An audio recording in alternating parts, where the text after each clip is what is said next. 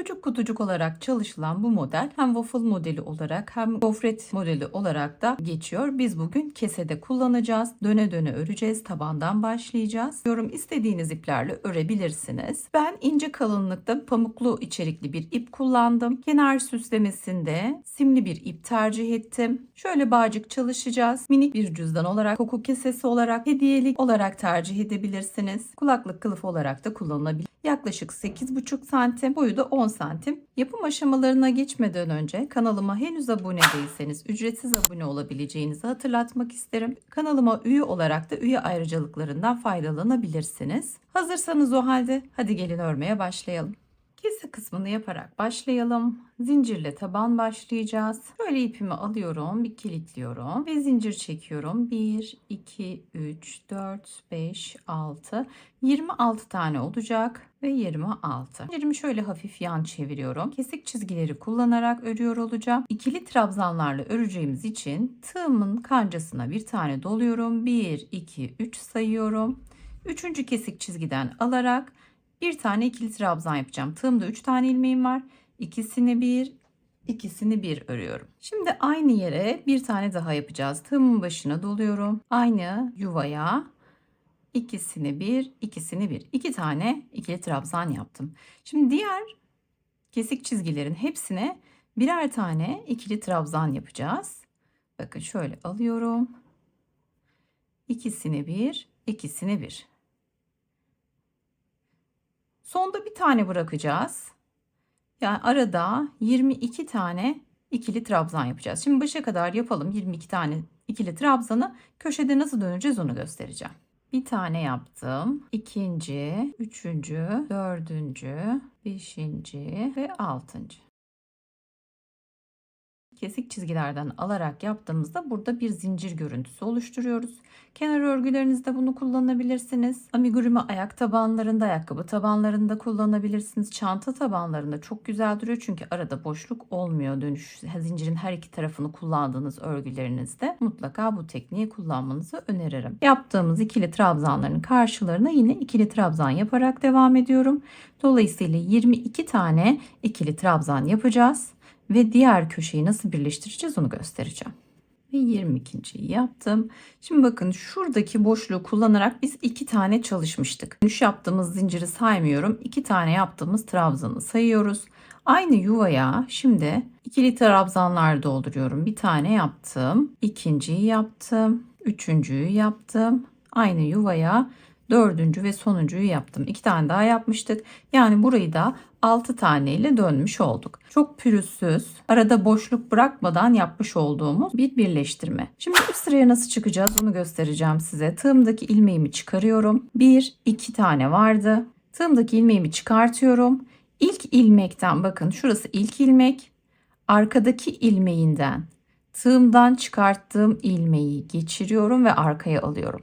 Şimdi taban kısmıyla duvar kısmını birbirinden ayıracağız. Nasıl yapacağım?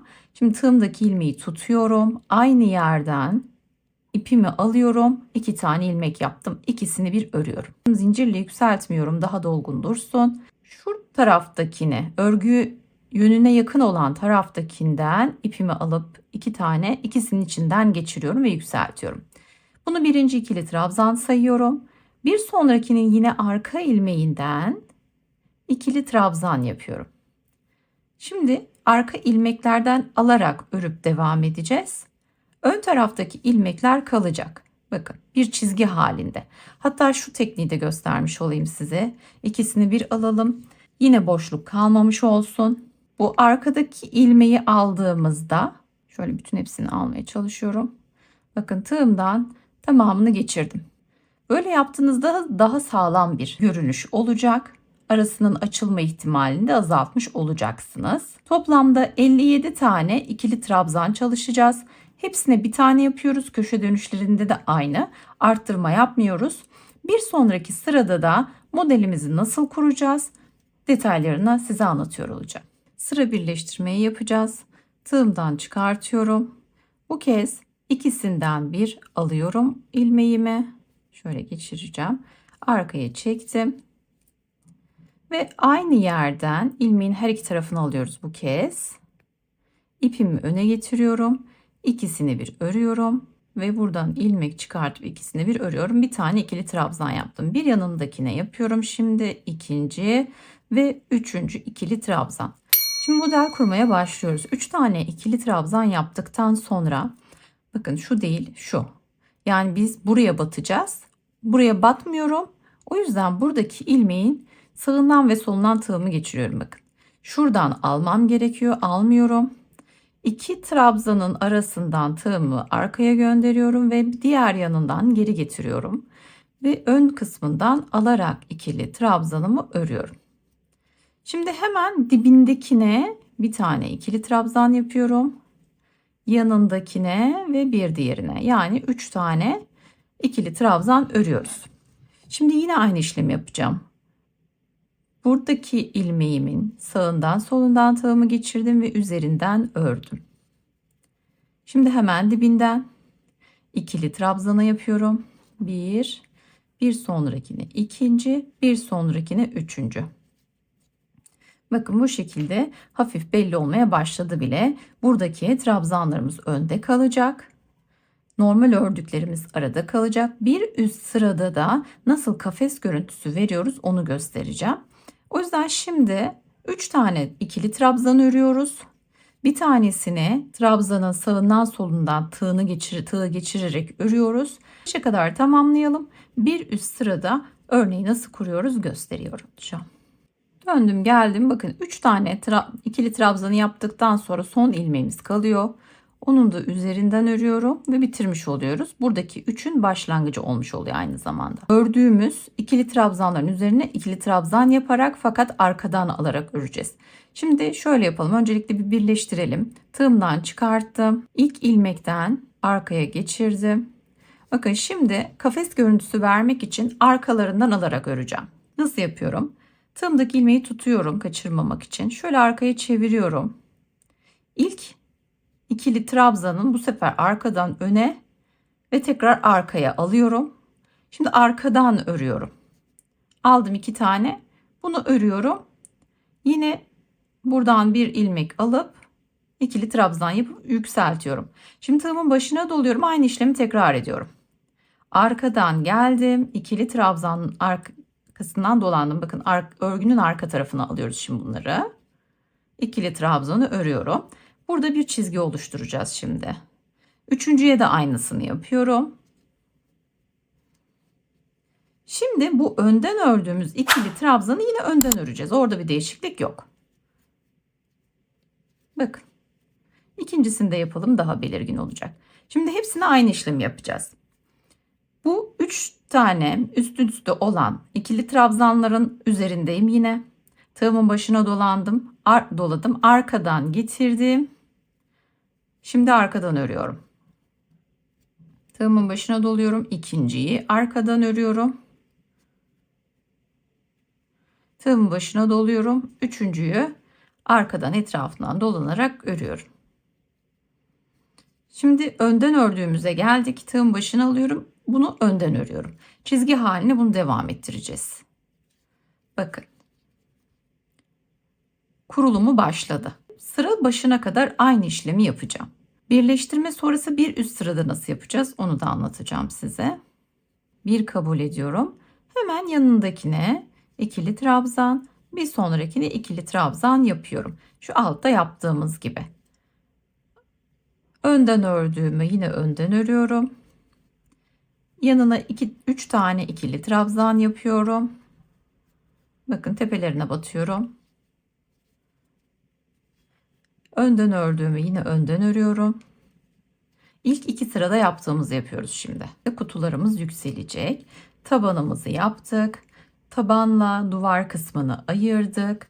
Duvar kısmına modelimizi kurduk ve yükseltiyoruz. Örmek istediğiniz uzunluğa ulaştığınızda kenar kısmı için nasıl gitmeniz gerekecek onu göstereceğim. Şimdi tamamlayalım ve devam edelim. 1, 2, 3, 4, 5, 6, 7 kafes boyunca ördüm. Ölçüsünde hemen bakalım. Yapmış olduğumuz çizgiden ölçtüğümde 7,5 santim boyunca örülmüş oldu. Genişlikte 8,5 santim. Şimdi kenar kısmına nasıl gideceğiz ona bakalım. 1 2 zincir çekiyorum. 1 2 atlıyorum. Bu yaptığımız önden örme kısmına denk geliyor. Hemen trabzanın üzerinden örerek ikili trabzanımı yapıyorum. Şimdi hemen dibine batıyorum. Bir ikili trabzan çalışıyorum. 1 2 zincir çekiyorum. 1 2 atlıyorum. Denk geldiği yerden ön tarafından ikili trabzanımı örüyorum. Hemen dibine bir tane ikili trabzan yapıyorum. Bakın. Burada zaten dönüp geldiğimizde üstünden öreceğim ve dibine batmış olacağım. O yüzden sadece ikili trabzanla yükseldim. 2 zincir önden alarak ördüm. Dibine ikili trabzan ve aynı şekilde devam ediyorum. Bu şekilde başa kadar dönüyoruz. Bir üst sırada nasıl ilerleyeceğimize bakalım. Şimdi sonuncuya geldim. Ön kısmından alıyorum, örüyorum ve bakın burayla birleştirdiğimizde tamamlanmış olacak. İlmeğimi arkaya çekiyorum. İlmeği arkaya geçirdikten sonra şöyle hafifçe çeviriyorum. Buradaki çizgiden bir tane ilmek alıyorum. İkisini bir ilmek alıyorum. İkisini bir örüyorum. Şöyle zinciri çevirdiğiniz zaman arkasındaki kesik çizgilerden alarak örmeye devam ediyoruz. Biraz zorlayabilir ama modelimize uyumlu bir gidiş olacak. O yüzden bu şekilde almanızı tavsiye ederim. Şimdi 3 tanesini ördüm. Trabzanımın üzerinden dolayarak örüyorum. Ve hemen yine 3 tanesini örmeye devam ediyoruz. Şu ilkini şöyle hafif çeviriyoruz. Burada arkadan şöyle ilmek alacağız. Tığımı geçirip göstereceğim. Bakın. Alıyorum, ikili trabzanı örüyorum. Şu şekilde önde kalmış olacak. Burayı yaptığımız gibi bir görüntü elde edeceğiz yani. Şimdi diğerlerini de yapalım. Şöyle hafif çeviriyorum. Çizgiden alıyorum, örüyorum. Çizgiden alıyorum, örüyorum. Ve ikili trabzanın üzerinden alıp örüyorum. Kordonumuzu bu aralardan geçirerek biz kesemizi toparlayacağız. O yüzden bu şekilde bir boşluk bıraktık. Üst sırayı aynı şekilde dönerek tamamlayacağız ve bir üst sırada da daha yoğun bir çalışma yapacağız. Adım adım anlatıyor olacağım. Birinci trabzanımı yaptım. Aynı yere bir tane daha ikili trabzan yapıyorum. Bir yanına ikili trabzan. 3 tane ikili trabzanımız vardı. Hepsine ikişer tane batacağız. Yani 6 tane ikili trabzan çalışmış olacağız. Sonra önden aldığımız ilmeğe geldiğimizde tığın başına dolamıyorum. Alıyorum ve sık iğne olarak birleştiriyorum.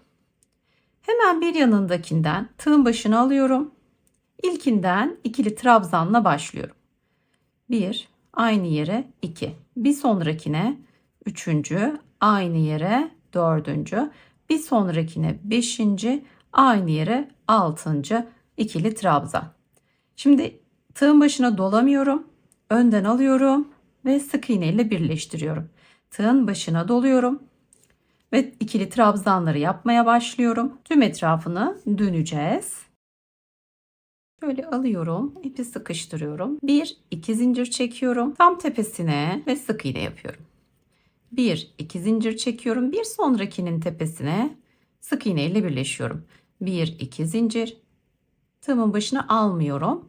Bir sonrakine sık iğne. 1 2 zincir. Bir sonraki ilmekten alıyorum ve sık iğne ile birleştiriyorum. Şu ortaya geldiğimizde bir sonraki alttan, bakın bir önceki alttan bir sık iğne yapacağız. Şöyle tekrar yapayım. Önden alarak örüyorduk. Aynısına devam ettiriyorum. 1 2 zincir çekiyorum. İlkinin tepesinden sık iğne. 1 2 zincir, sık iğne.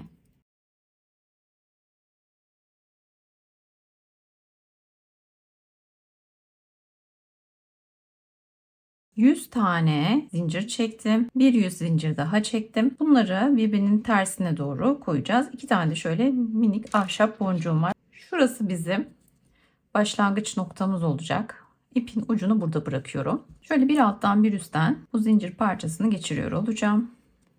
İkisini de aynı yerde, şu yandan gelmiş olduğumuz yerden çıkartıyorum. Diğerini de tam tersine buradan çıkartacağım.